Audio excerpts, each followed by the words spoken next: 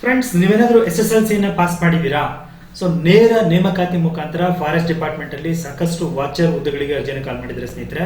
So ಬನ್ನಿ ಅದಕ್ಕೆ ಸಂಬಂಧಪಟ್ಟಂತೆ ಇವತ್ತಿನ ವಿಡಿಯೋದಲ್ಲಿ ಕಂಪ್ಲೀಟ್ ಇನ್ಫಾರ್ಮೇಶನ್ ತಿಳ್ಕೊಳ್ಳೋಣ. ಬನ್ನಿ ಇವತ್ತಿನ ವಿಡಿಯೋದಲ್ಲಿ ಈ ಒಂದು ಹುದ್ದೆಗಳಿಗೆ ಸಂಬಂಧಪಟ್ಟಂತೆ ಯಾವ್ಯಾವ ವಿಭಾಗಗಳಲ್ಲಿ ಎಷ್ಟೆಷ್ಟು ಹುದ್ದೆಗಳು ಖಾಲಿದಾವೆ, ಇದಕ್ಕೆ ವೇತನ ಎಷ್ಟಿರುತ್ತೆ, ಅರ್ಜಿನ ಯಾವ ರೀತಿ ಸಲ್ಲಿಸಬೇಕು, ವಿದ್ಯಾರ್ಥಿ ಏನಿರಬೇಕು, ಸೊ ಮತ್ತೆ ಈ ಒಂದು ಸೆಲೆಕ್ಷನ್ ಯಾವ ತರ ಇರುತ್ತೆ, ಇದಕ್ಕೆಲ್ಲದಕ್ಕೂ ಸಂಬಂಧಪಟ್ಟಂತೆ ಕಂಪ್ಲೀಟ್ ಇನ್ಫಾರ್ಮೇಶನ್ ಇವತ್ತಿನ ವಿಡಿಯೋದಲ್ಲಿ ತಿಳ್ಕೊಳ್ಳೋಣ. ನೀವು ಇದೇ ಮೊದಲು ಬಾರಿ ನಮ್ಮ ಚಾನಲ್ ನೋಡ್ತಾ ಇದ್ರೆ ಚಾನಲ್ ಸಬ್ಸ್ಕ್ರೈಬ್ ಮಾಡ್ಕೊಳ್ಳಿ, ಆಗ ವಿಡಿಯೋ ಒಂದು ಲೈಕ್ ನ ಕೊಡಿ ಅಂತ ಹೇಳ್ತಾ. ಫ್ರೆಂಡ್ಸ್, ಕರ್ನಾಟಕ ಅರಣ್ಯ ಇಲಾಖೆಯವರ ಒಂದು ವೆಬ್ಸೈಟ್. ಸೊ ನೀವು ಗೂಗಲ್ಗೆ ಹೋಗಿ aranya.gov.in ಅಂತ ನೋಡಿದ್ರೆ ನಿಮಗೆ ಈ ವೆಬ್ಸೈಟ್ ಸಿಗುತ್ತೆ. ಇಲ್ಲಿ ಕೆಳಗಡೆ ಬಂದಿದ್ದೆ ಆದ್ರೆ ಇನ್ನಷ್ಟು ಓದಿ ಅಂತಿದೆಯಲ್ಲ, ಸೊ ನೋಡಿ ಇಲ್ಲೇ ಕಾಲ್ ಮಾಡಿರುವಂತದ್ದು. ಇದ್ರ ಮೇಲೆ ಕ್ಲಿಕ್ ಮಾಡಿದ್ರೆ ನಿಮಗೆ ಏನು ವೃತ್ತವಾರು ಹೆಚ್ಚು ಕಮ್ಮಿ ಒಂದು 13 ವೃತ್ತಗಳಲ್ಲಿ ಈ ಒಂದು 750ಕ್ಕೂ ಹೆಚ್ಚು ಫಾರೆಸ್ಟ್ ವಾಚರ್ ಹುದ್ದೆಗಳನ್ನ ಕಾಲ್ ಮಾಡಿರುವಂತದ್ದು. ಸೊ ಬನ್ನಿ ನಾನೀಗ ಅದನ್ನ ನಿಮಗೆ ತೋರಿಸ್ಕೊಡ್ತೀನಿ. ಫ್ರೆಂಡ್ಸ್, ನೀವು ನಾನಾಗಲೇ ಹೇಳಿದಂಗೆ 13 ವೃತ್ತಗಳಲ್ಲಿ ಸಾಕಷ್ಟು ಹುದ್ದೆಗಳು 774 ಇದೆ ಅಂತ ಹೇಳಿದೆ. ಸೊ ವೃತ್ತಗಳ ವಯಸ್ಸು ನೀವು ಎಷ್ಟು ಹುದ್ದೆ ಅಂತ ನೀವು ಕೇಳಿದ್ದೆ ಆದ್ರೆ ನೋಡಿ ಇಲ್ಲಿ ನಾನು ಹೇಳ್ತಾ ಹೋಗ್ತೀನಿ.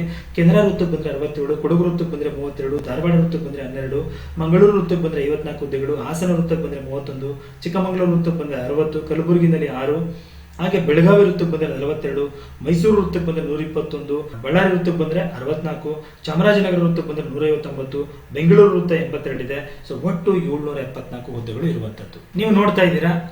ಇಲ್ಲಿ 13 ವೃತ್ತಗಳಿಗೂ ಸಂಬಂಧಪಟ್ಟಂತೆ ಆ ಇಂಡಿವಿಜುವಲ್ ವೃತ್ತಗಳ ಒಂದು ನೋಟಿಫಿಕೇಶನ್ ಬಿಟ್ಟಿದ್ದಾರೆ. ಫಾರ್ ಎಕ್ಸಾಂಪಲ್, ಇವಾಗ ಕೆನರಾ ವೃತ್ತ ಅಂತಿದೆ, ಈ ಕೆನರಾ ವೃತ್ತದ ಒಂದು ಇಂಡಿವಿಜುವಲ್ ನೋಟಿಫಿಕೇಶನ್.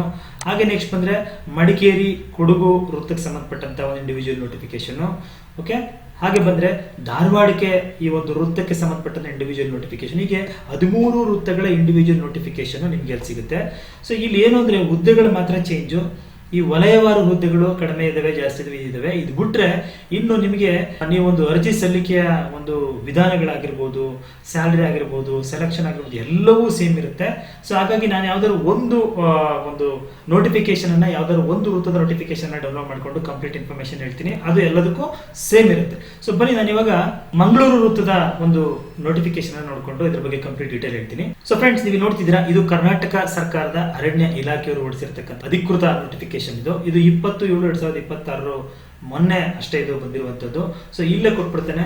54 ಒಂದು ಅರಣ್ಯ ವೀಕ್ಷಕರ ಗ್ರೂಪ್ ಡಿ ಹುದ್ದೆಗಳಿಗೆ ನೇರ ನೇಮಕಾತಿಯನ್ನು ನಾವು ಮಾಡ್ತಾ ಇದೀವಿ, ಅದ್ರ ಮುಖಾಂತರ ತಗೋತೀವಿ ಅಂತ. ಅರ್ಜಿಯನ್ನು ಹೇಗೆ ಸಲ್ಲಿಸಬೇಕು ಅಂತ ಹೇಳಿದ್ರೆ ನೀವು ಆನ್ಲೈನ್ ಮುಖಾಂತರ ಸಲ್ಲಿಸಬೇಕು. ಇನ್ನು ಯಾವುದೇ ಮಾಡಲು ಸಲ್ಲಿಸೋದಕ್ಕೆ ಅವಕಾಶ ಇಲ್ಲ. ಎಲ್ಲಿ ಸಲ್ಲಿಸಬೇಕು ಅಂದ್ರೆ https aranya.gov.in ಅಂತಿದೆ. ನಾನು ಡಿಸ್ಕ್ರಿಪ್ಷನ್ ಕೂಡ ಆ ಒಂದು ಲಿಂಕ್ ಅನ್ನು ಕೊಟ್ಟಿದ್ದೀನಿ, ಅಲ್ಲಿಂದ ಡೈರೆಕ್ಟ್ ಆಗಿ ಹೋಗಿ ಅಲ್ಲಿ ಹೋದ್ರೆ ನೇಮಕಾತಿ ಅಂತ ಲಿಂಕ್ ಆಗ್ತಿರುತ್ತೆ, ಅಲ್ಲಿ ನೀವು ಅರ್ಜಿನ ಸಲ್ಲಿಸಿ. ನಾನು ಇದು ಮುಗಿದ ನಂತರದಲ್ಲಿ ಅರ್ಜಿ ಏನು ಆಗಸ್ಟ್ 1ನೇ ತಾರೀಕಿಂದ ಪ್ರಾರಂಭ ಆಗುತ್ತೆ. ಆದ ನಂತರದಲ್ಲಿ ನಾನು ಮತ್ತೆ ಒಂದು ಹೌ ಟು ಅಪ್ಲೈ ಅಂತೇಳಿ ವಿಡಿಯೋ ಮಾಡ್ತೀನಿ ನೋಡಿ. ಸೊ ಅರ್ಜಿಯನ್ನ ಭರ್ತಿ ಮಾಡೋದಕ್ಕೆ ಮೊದಲು ನೀವು ಎಲ್ಲ ಒಂದು ನೋಟಿಫಿಕೇಶನ್ ಅನ್ನ ನೀಟಾಗಿ ಓದ್ಕೊಂಡು ಅನಂತರದಲ್ಲಿ ಮಾಡಿ ಅಂತ ಹೇಳ್ತಾರೆ. ಈ ಒಂದು ಹುದ್ದೆಗಳಿಗೆ ಅರ್ಜಿ ಯಾವತ್ತಿಂದ ಪ್ರಾರಂಭ ಆಗುತ್ತೆ ಅಂತ ಹೇಳಿದ್ರೆ ಆಗಸ್ಟ್ ತಿಂಗಳ 1ನೇ ತಾರೀಕಿಂದ ಬೆಳಗಿನ ಜಾವ 12 ಗಂಟೆಯಿಂದ ಅರ್ಜಿ ಸ್ಟಾರ್ಟ್ ಆಗುತ್ತೆ. ಅರ್ಜಿ ಸಲ್ಲಿಸಿಕೆ ಕೊನೆಯ ದಿನಾಂಕ ಬಂದು 31/8/2026 11 ಗಂಟೆ 59 ನಿಮಿಷದವರೆಗೂ ನೀವು ಸಲ್ಲಿಸಬಹುದು. ಸೊ 31ನೇ ತಾರೀಕು. ಸೊ ಫೀಸ್ ಸಬ್ಮಿಟ್ ಮಾಡೋದಕ್ಕೆ 2/9/26 ಕಡೆಯ ದಿನಾಂಕ ಆಗಿರುತ್ತೆ. ಈ ಒಂದು ಹುದ್ದೆಗಳಿಗೆ ಅರ್ಜಿ ಶುಲ್ಕ ಎಷ್ಟು ಅಂತ ಹೇಳಿದ್ರೆ ಸಾಮಾನ್ಯ ಅರ್ಹತೆ ಮತ್ತೆ category 2A 2B 3A 3B ವರ್ಗದ ಅಭ್ಯರ್ಥಿಗಳಿಗೆ ಪುರುಷ ಅಭ್ಯರ್ಥಿಗಳಿಗೆ 200, ಮಹಿಳಾ ಅಭ್ಯರ್ಥಿಗಳು ತೃತೀಯ ಲಿಂಗದ ಅಭ್ಯರ್ಥಿಗಳಿಗೆ 100 ರೂಪಾಯಿ ಆಗಿರುತ್ತೆ. ಸೊ ಈ ಹುದ್ದೆಗಳಿಗೆ ಮಹಿಳೆ, ಪುರುಷ ಮತ್ತು ಟ್ರಾನ್ಸ್ಜೆಂಡರ್ 3 ಜನಗಳು ಕೂಡ ಅಪ್ಲೈ ಮಾಡೋದಕ್ಕೆ ಅವಕಾಶ ಮಾಡಿಕೊಟ್ಟಿದ್ದಾರೆ. ಸೊ SC ST ಒಂದು ಕ್ಯಾಂಡಿಡೇಟ್ಗಳಾಗಿದ್ರೆ ಪುರುಷರಿಗೆ 100, ಮಹಿಳೆಯರಿಗೆ 50 ರೂಪಾಯಿ ಇರುತ್ತೆ. ಅರ್ಜಿ ಶುಲ್ಕವನ್ನು ಯಾವ ತರ ಪಾವತಿ ಮಾಡಬಹುದು ಸ್ನೇಹಿತರೆ? ನೀವು 2 ರೀತಿಯ ಅರ್ಜಿ ಶುಲ್ಕವನ್ನು ಪಾವತಿ ಮಾಡಬಹುದು. ಒಂದು ಆನ್ಲೈನ್ ಮುಖಾಂತರ ನೀವು UPI, ನೆಫ್ಟ್, ಕ್ರೆಡಿಟ್ ಕಾರ್ಡ್ ಇವುಗಳನ್ನ ಬಳಸ್ಕೊಂಡು ಮಾಡಬಹುದು.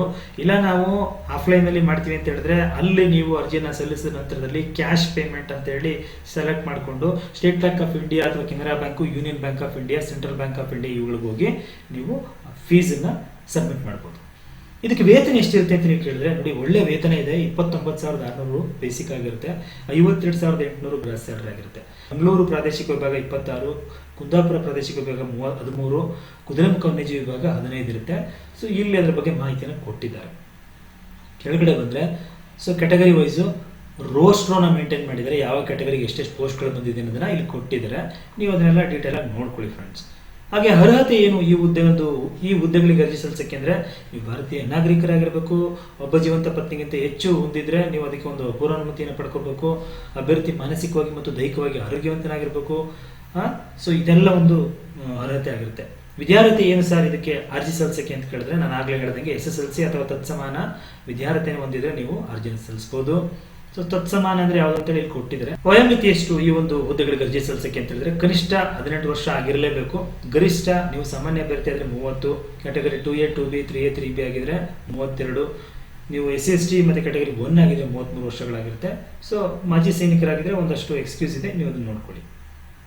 ಓಕೆ, ನೇಮಕಾತಿ ಹೇಗಿರುತ್ತೆ ಹಾಗಾದ್ರೆ, ಆಯ್ಕೆ ವಿಧಾನ ಯಾವ ತರ ಇರುತ್ತೆ ಅಂತ ಹೇಳಿದ್ರೆ, ಸೊ ನೀವು SSLC ಗಳಿಸಿದಂತಹ ಒಂದು ಅಂಕಗಳ ಆಧಾರದ ಮೇಲೆ ಸೊ 1:20 ಅಂತೇಳಿ ಅಭ್ಯರ್ಥಿಗಳನ್ನ ಸೆಲೆಕ್ಟ್ ಮಾಡಿ ಒಂದು ಲಿಸ್ಟ್ ಮಾಡ್ತಾರೆ ಸ್ನೇಹಿತರೆ. ಅದರ ನಂತರದಲ್ಲಿ ನಿಮ್ಮನ್ನ ಫಿಸಿಕಲ್ ಟೆಸ್ಟ್ ಮತ್ತೆ ಒಂದಷ್ಟು ಟೆಸ್ಟ್ಗಳಿಗೆ ನಿಮ್ಮನ್ನ ಕಾಲ್ ಮಾಡ್ತಾರೆ, ಅದನ್ನ ಜಾಲತಾಣದಲ್ಲಿ ಪ್ರಕಟಪಡಿಸ್ತಾರೆ. ಅದನ್ನ ನೋಡಿಕೊಂಡು ಆ ದಿನದಲ್ಲಿ ನೀವು ಅಟೆಂಡ್ ಆಗಬೇಕು. ಇಲ್ಲಿ ಪ್ರಮುಖವಾಗಿ ಶಾರೀರಿಕ ಮಾನದಂಡಗಳನ್ನ ನೀವು ಪಾಸ್ ಆಗಲೇಬೇಕು. ಆ ಟೆಸ್ಟ್ ಅಲ್ಲಿ ಎತ್ತರ ಬಂದು ಕನಿಷ್ಠ 163 ಸೆಂಟಿಮೀಟರ್, ಆಯ್ತಾ. ಇದು ಪುರುಷ ಅಭ್ಯರ್ಥಿಗಳಿಗೆ, ಮತ್ತೆ ಅರಣ್ಯ ಬುಡಕಟ್ಟು ಅಭ್ಯರ್ಥಿಗಳಿಗೆ ಬೇರೆ ಇದೆ. ಎದೆ ಸುತ್ತಳತೆ 79 ಸೆಂಟಿಮೀಟರ್, ಕನಿಷ್ಠ 5 ಸೆಂಟಿಮೀಟರ್ ನಿಮ್ಮ ಚೆಸ್ಟ್ ಅದು ಎಕ್ಸ್ಪ್ಯಾಂಡ್ ಆಗಬೇಕು ಅಂತ ಹೇಳ್ತೇನೆ. ಮಹಿಳಾ ಅಭ್ಯರ್ಥಿಗಳಿಗೆ ಎತ್ತರ 150 ಸೆಂಟಿಮೀಟರ್, ಕನಿಷ್ಠ ತೂಕ 40 kg ಇರುತ್ತೆ. ಮತ್ತೆ ಒಂದಷ್ಟು ಕೆಳಗೆ ಬಂದಂತ ಒಂದು ದೈಹಿಕ ನ್ಯೂನ್ಯತೆಗಳು ನಿಮ್ಗೆ ಇರಬಾರದು. ತಾಗುಮಂಡಿ, ಬಾಗಿದ ಕಾರು, ಚಪ್ಪಟ ಪಾದ ಇವಾಗ ಇರಬಾರದು ಅಂತ ಹೇಳ್ತಾರೆ. ಸ್ವಲ್ಪ ಇದಕ್ಕೆ ದೃಷ್ಟಿ ಸಾಮರ್ಥ್ಯ ತುಂಬಾ ಇಂಪಾರ್ಟೆಂಟ್ ಆಗಿರುತ್ತೆ, ಅದನ್ನು ಕೂಡ ಕೇಳಿದರೆ.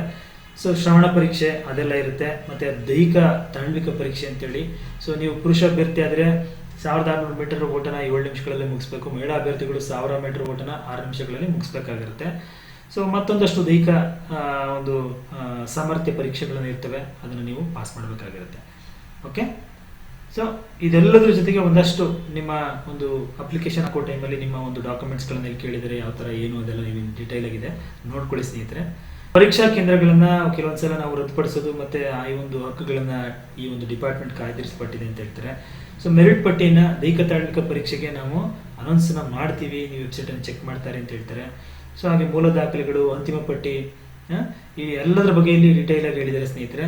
ನೀವು ಈ ಅರ್ಜಿಯನ್ನು ಹಾಕೋದಕ್ಕೆ ಮೊದಲು ಇದನ್ನ ಡೌನ್ಲೋಡ್ ಮಾಡಿಕೊಂಡು ಕಂಪ್ಲೀಟ್ ಆಗಿ ಓದಿ ಅನಂತರದಲ್ಲಿ ಅಪ್ಲೈ ಮಾಡಿ ಅಂತ ಹೇಳ್ತಾ, ಕೆಳಗೆ ಬಂದ್ರೆ ನಿಮಗೆ ಒಂದಷ್ಟು ಏನು ರಿಸರ್ವೇಷನ್ಗಳನ್ನ ಕ್ಲೈಮ್ ಮಾಡ್ತೀರಾ ಅಂತ ಹೇಳಿದ್ರೆ, ಕನ್ನಡ ಮೀಡಿಯಂ ಆಗಿರ್ಬೋದು, ಮಾಜಿ ಸೈನಿಕ ಆಗಿರ್ಬೋದು, ಆಮೇಲೆ ಗ್ರಾಮೀಣ ಅಭ್ಯರ್ಥಿ ಆಗಿರ್ಬೋದು, SC/ST ಆಗಿರ್ಬೋದು, ಇವರಿಗೆ ಸಂಬಂಧಪಟ್ಟಂತ ಒಂದಷ್ಟು ಏನು ಫಾರ್ಮ್ಯಾಟ್ಗಳನ್ನ ಕೊಟ್ಟಿದ್ದಾರೆ.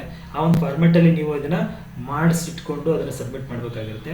ಅದೆಲ್ಲವನ್ನು ನೀವು ಫಾಲೋ ಮಾಡಿ ಅಂತ ಹೇಳ್ತಾ, ಫ್ರೆಂಡ್ಸ್ ನೋಡಿದ್ರಲ್ಲ, ಇದಾಯ್ತು ಕರ್ನಾಟಕ ಅರಣ್ಯ ಇಲಾಖೆಯಲ್ಲಿ ಕಾಲ್ ಮಾಡಿರುವಂತಹ 774 ಫಾರೆಸ್ಟ್ ವಾಚರ್ಸ್ ಹುದ್ದೆಗಳಿಗೆ ಸಂಬಂಧಪಟ್ಟಂತ ಕಂಪ್ಲೀಟ್ ಇನ್ಫಾರ್ಮೇಶನ್.